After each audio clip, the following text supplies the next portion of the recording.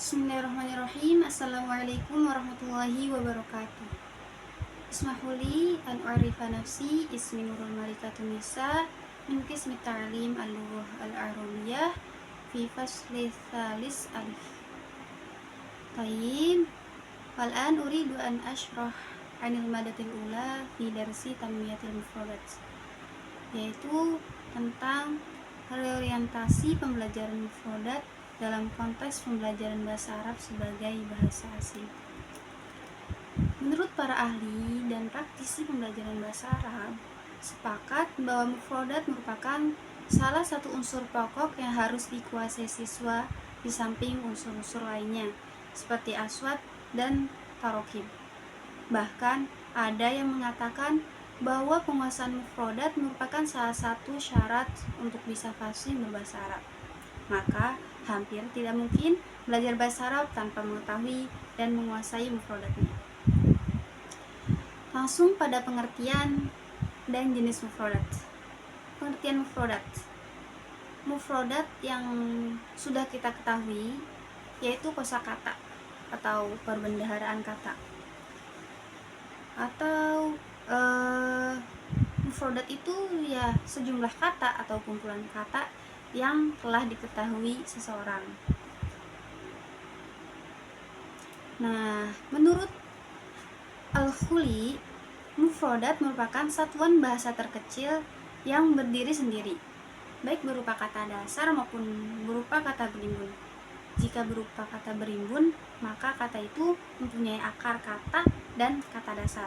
Contohnya, kata istalama, akar katanya itu berasal dari alima. Nah, imbuhannya yaitu alif, sin, dan ta. Kemudian lanjut kepada jenis mufradat. Yang pertama ada kata aktif atau kalimat nasyithah. Dan ada juga kata pasif yaitu kalimat hamilah. Kata aktif dan kata pasif ini dilihat dari sisi frekuensi kemunculan dan penggunaannya. Yang dimaksud dengan kalimat nasyithah adalah kata yang diajarkan untuk digunakan oleh siswa dalam bahasa lisan atau tulisan.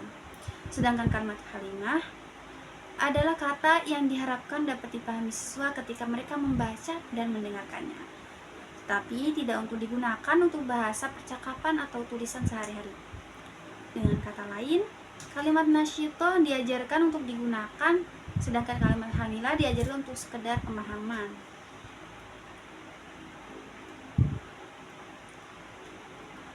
Kemudian selain kalimat nasyithah dan kalimat hamilah, ada pembagian lain yaitu ada kalimat muhtawa atau kata konten dan kalimat wazifiyah atau kata fungsional. Kalimat wazifiyah mempunyai beberapa sebutan. Ada yang menyebutnya kalimat hawiyah, ada yang menyebutnya kalimat hawiyah, dan ada juga yang menyebutnya kalimat tarokibiyah. Disebut wazifiyah karena kata tersebut di samping memiliki makna juga memiliki fungsi tertentu. Disebut hawiyah karena tidak memiliki konten sebesar kalimat muhtawa, dan disebut tarkibiyah atau nahwiyah karena membantu dalam penyusunan struktur nahwu. Lanjut ke hakikat pembelajaran mufradat. Ada yang berpendapat bahwa seorang siswa dikatakan telah belajar mufradat jika ia mampu menerjemahkan kosakata tertentu ke dalam bahasanya. Ada juga yang berpendapat bahwa siswa dikatakan telah belajar mufradat jika ia mampu mencari maknanya dalam kamus seni bahasa. Menurut Tu'aimah, kedua pandangan di atas merupakan pendapat yang keliru dan tidak sesuai dengan prinsip-prinsip pembelajaran mufradat. Menurut beliau, selanjutnya indikator penguasaan mufradat terletak pada pemakaian dan pemaknaannya dalam konteks kalimat secara benar. Pendapat yang sama juga dikemukakan oleh Muhammad Ali Al-Khuli. Untuk memahami suatu kalimat bahasa Arab secara tepat, tidak cukup hanya mengetahui makna kosakata secara parsial. Kita harus memperhatikan integrasi dari berbagai tingkatan makna atau dalalah yang terkandung dalam kalimat tersebut. Di antara tingkatan makna yang harus diperhatikan dalam memahami keutuhan makna kalimat adalah yang pertama, adalah dalalah mu'jamiyah atau makna leksikal, yang kedua dalalah syartiyah atau makna morfologis, yang ketiga dalalah nahwiyah atau makna gramatika, dan yang terakhir adalah dalalah tauhimiyah atau makna intonasi.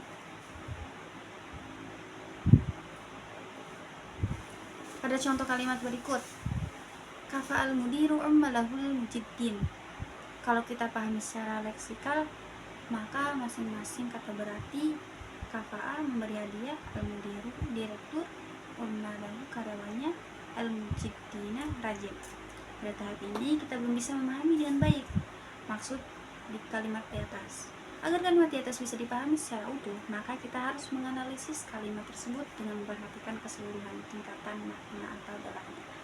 Jika kita perhatikan secara seksama, kalimat di atas diawali dari kata kerja bentuk lampau yaitu fi'il madhi, kafa'a,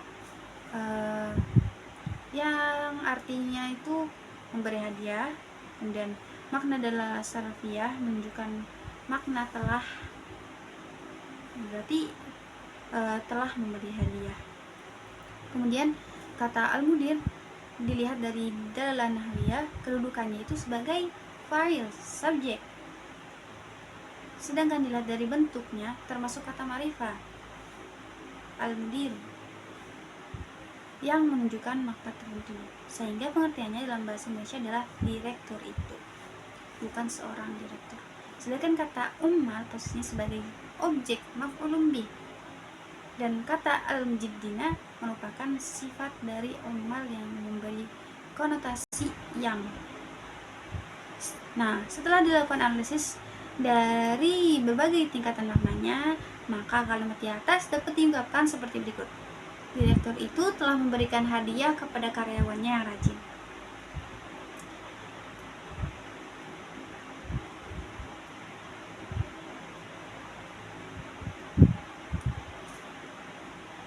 Nah, ada juga guys unsur-unsur atau indikator pemahaman mufradat yang harus diperhatikan dulu dalam proses pembelajaran mufradat sebagai berikut. Yang pertama, siswa mampu memahami makna mufradat ketika mendengar atau membacanya. Yang kedua, siswa mampu mengucapkan mufradat dengan benar jika menggunakannya dalam percakapan. Yang ketiga, siswa mampu menulis mufradat tersebut dengan benar. Yang keempat, siswa mampu membaca mufradat tersebut jika melihatnya dalam tulisan. Yang kelima, siswa mampu menggunakan mufradat tersebut dalam kalimat sempurna baik dalam tulisan maupun percakapan. Tujuan pembelajaran mufradat.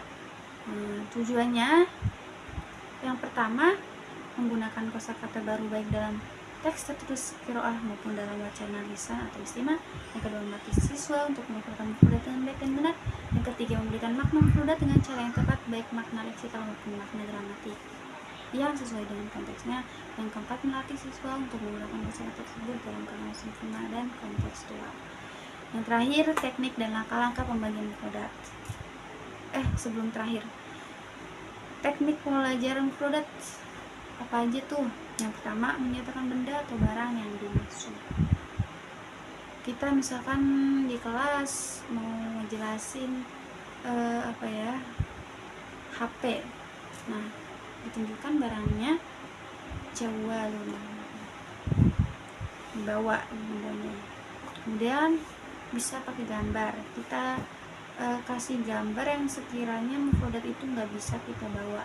Contohnya kita mau ngejelasin alfil, nah kita bawa gambar alfil. Nah, kemudian teknik yang ketiga dengan gerakan. Gerakan ini biasanya digunakan kalau kita ingin menjelaskan kata kerja. Contohnya ibtasama. Ibtasama kan itu kan senyum, berarti kita dengan gerakan kita senyum, ibtasama. Kemudian konteks, ada juga nih kata-kata yang penjelasannya bukan konteks atau dibuat dalam kalimat sempurna, seperti kata karimah, halimun, karimun, soburun, syuja'un. Kemudian dengan teknik sinonim, misalkan siswa taunya Harun. Nah, cari sinonim Harun selain Harun itu apa? Nah, kalau enggak ini kata melihat aja, ro'a yaro, misalkan siswa cuma tahunya ro'a yaro, nah kita kasih sinonim yang artinya sama, melihat, itu nazoro yang juru. Kemudian antonim, kita misalkan siswa tahunya mujtahidun, sungguh-sungguh. Nah, untuk menambah mufradat pada mereka, kita beri antonim. Apa sih antonim dari rajin? Ya malas kan, nanti bahasa Arabnya malas, kasul. Kalau misalkan ini mereka tahunya bahasa Arabnya khotoun, kesalahan, kita kasih tahu apa sih antonim dari kesalahan itu benar dalam bahasa Arabnya gitu. Ya sawabun gitu, kita beri antonim dari kata khotoun itu, yaitu sawabun. Kemudian teknik yang ke-7, definisi. Bisa juga kita menerangkan makna kosakata dengan menyebutkan definisinya. Misalnya hutun itu kan binatang laut yang paling besar. Nah, kita jelaskan hutun adalah binatang laut yang paling besar. Atau toirun kan hewan yang punya 2 sayap yang membantunya untuk terbang. Dan itu kan mereka mungkin, oh iya burung gitu. Toirun, oh iya burung. Kemudian tarjamah, angka terakhir untuk menjelaskan makna kosakata adalah dengan tarjamah ke bahasa siswa. Angka ini bisa digunakan untuk menjelaskan kata yang tidak dapat dijelaskan dengan cara-cara lain. Kemudian untuk langkah-langkah sebagai seorang pendidik, seorang guru, berikut. Yang pertama, guru mengucapkan kata dan siswa mendengarkannya. Yang kedua, guru menuliskan kata di papan tulis dengan harakat lengkap. Yang ketiga, guru menjelaskan makna kata dengan cara yang paling sesuai dengan jenis kata tersebut. Yang keempat, guru menggunakan kata tersebut dalam beberapa kalimat sempurna agar siswa memahami makna dan fungsi gramatikal.